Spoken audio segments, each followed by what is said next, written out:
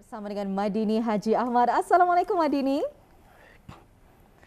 Waalaikumsalam warahmatullahi wabarakatuh. Selamat pagi ya Muammar dan Nadira. Selamat pagi kembali kami ucapkan. Apa kabarnya hari ini Madini? Sehat?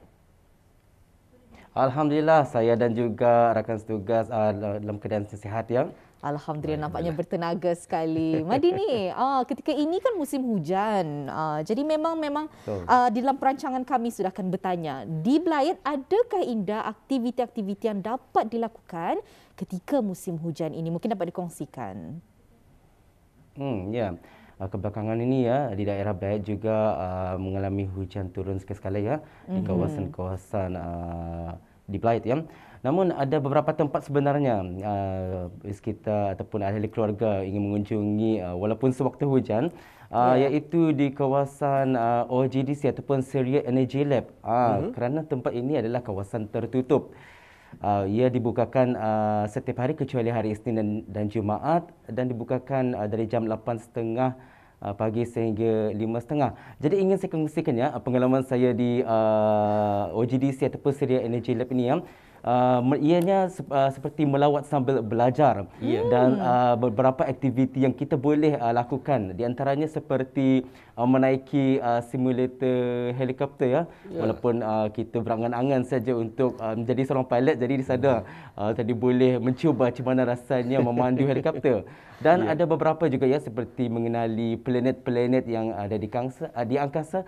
Dan satu juga ya yang paling menarik yang saya tertarik di kawasan OGDC, iaitu terdapat satu akuarium yang besar di mana ada beberapa ikan dari air maksudnya laut ya, seperti obor-obor, ikan belut dan sebagainya. Impian yang tercapai buat Madini. Mungkin ingin menjadi pilot, tapi tercapai di OGDC. Baiklah Madini, satu perkongsian sangat menarik. Terus saja kami serahkan untuk mengongsikan bahan dan info semasa daripada daerah Blayut. Silakan. Baiklah, terima kasih. Bismillahirrahmanirrahim. Assalamualaikum warahmatullahi wabarakatuh. Selamat pagi dan salam sejahtera. Alhamdulillah, terima kasih atas kesihatan anda dalam menyaksikan rancangan Rampai Pagi lintas langsung dari daerah Blayut. Apa khabar kebaran bis kita pada hari ini? Didoakan semoga bis kita dalam keadaan yang sehat dan sentiasa di bawah perlindungan Allah Subhanahu Wa Taala. Amin. Amin ya rabbal alamin. Seperti biasa kami akan menemani bis kita dan juga mengongsikan beberapa makluman serta bahan visual yang telah disediakan oleh rakan setugas kita untuk hari ini. Dan untuk makluman bersama ya, keadaan cuaca di daerah Blayut pada pagi ini alhamdulillah nampak cerah saja ya. Jadi apa saja urusan dan juga perancangan kita di hujung minggu ini, semoga ianya berjalan dengan lancar, selaras dengan apa yang dirancangkan. Baiklah, sekarang saya akan kongsikan dua info semasa yang berlangsung di daerah Blayut. Di antaranya pemotongan sementara bekanan elektrik di kawasan Simpang 363, Sengkang 29, Sengkang 43, Sengkang 20. Rancangan Perumahan Negara Kampung Pandan 7 akan dilaksanakan pada hari ini Sabtu 11 Jun 2022 bermula dari jam 8.30 pagi sehingga 2 petang. Dan penutupan sementara ini disebabkan oleh kerja-kerja memindah sementara mini feeder filem bagi kerja-kerja perbaikan paip pembentung di bawah kawalan Jabatan Kerja Raya. Jadi diharapkan kepada penduduk yang tinggal di kawasan berkenaan agar mengambil maklum tentang perkara yang telah disampaikan. Dan info seterusnya, musabaqah Al-Quran dan menghafaz ayat-ayat lazim bagi mualaf senegara akan diadakan pada hari ini Sabtu 11 Jun 2022 bermula pada jam 9 pagi dan akan bertempat di Dewan Serbaguna Sekolah Ugama Sultan Omar Ali Saifuddin, Kuala Blayut. Baiklah, itu dia dua info semasa. Sekarang kita akan saksikan satu bahan visual untuk tontonan bersama.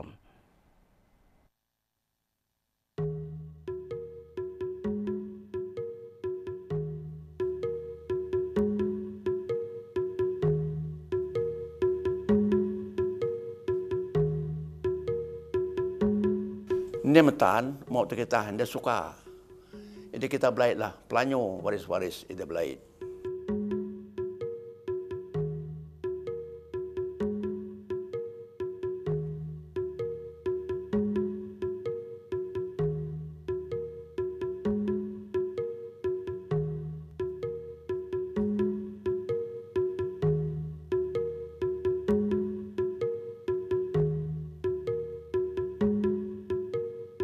Tak kenal maka tak cinta.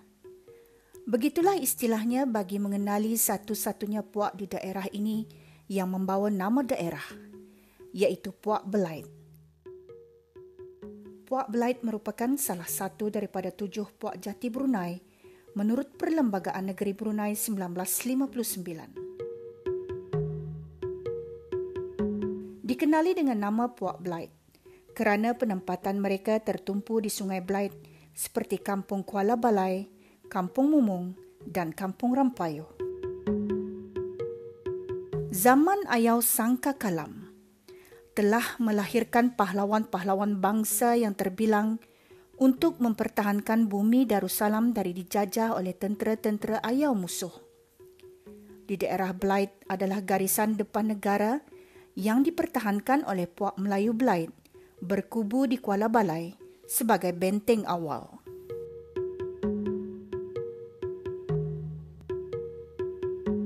Menurut sumber daripada Tuan Haji Busu bin Ahmad, yang merupakan salah seorang Puak Belait yang tertua di daerah ini, beliau menjelaskan bahawa Puak Belait adalah keturunan berasal dari Sungai Meting dari Marudi Ulu Baram dan Puak Belait yang memang asalnya bermastautin di Kuala Balai.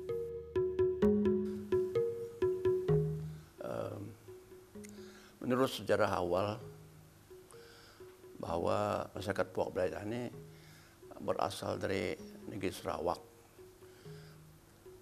Tempatnya ialah di Baram, iaitu tempat yang dinamakan Sungai Meteng. Sungai Meteng ini berada dalam Sungai Tinjar. Kemudian Sungai Tinjar itu dalam kawasan Sungai Batang Marudi Baram, Marudi Baram ya. Sebab keadaan-keadaan yang memaksakan orang masyarakat Puak Belait itu mengundurkan diri kerana untuk menyelamatkan keadaan masyarakat Muslim itu yang sering kali bertempur dan berayau-ayauan dengan masyarakat Puak Kayan. Makanya pilihan yang terakhir, yang terbaik bagi masyarakat Belait masa itu ialah untuk turun ataupun untuk berpindah dari Sungai Meteng mengikut sungai menuju ke Marudi. Kemudian bila sampai di Marudi, masyarakat Belait itu masih juga memikirkan bahawa Marudi masih dekat dengan masyarakat yang bermusuh-musuhan itu, maka turun lagi menuju ke Labi. Dari Labi juga sampai setahun di sana berpadi pindah, tapi masih lagi juga keadaan tidak mengizinkan, maka terakhirnya orang Belait undur lagi ataupun turun lagi sampai ke Kuala Balai, tempat yang terakhir bagi masyarakat Puak Belait. Maka di situlah orang Belait beramai-ramai di Belait itu untuk menghidupan semula, macam umpamanya mencari makan di sana, berumah di sana, dan apa juga kehidupan sehari-harian. Sebenarnya diketahui juga bahawa Kuala Balai pencariannya ataupun mata pencarian yang pertama ialah membuat sagu ambulong, dan yang lain-lain itu mencari damar, mencari kayu damar, dan mencari gatah jelutong, itu saja. Tapi yang pentingnya, yang utamanya adalah membuat ambulong. Menurut warisan yang ditinggalkan ataupun diwarisi orang Belait ialah warisan perkahwinan orang Belait dan hidup perkahwinan, warisan orang meninggal mati, dan banyak lagi lah warisan-warisan tinggal. Yang pentingnya yang sekarang ini masih kami buat ialah membuat permainan-permainan ala sikap, memain gendang-gendang asli dengan gendang tradisinya, itu tawak, gelintangan, canang dan gong itu semua itu.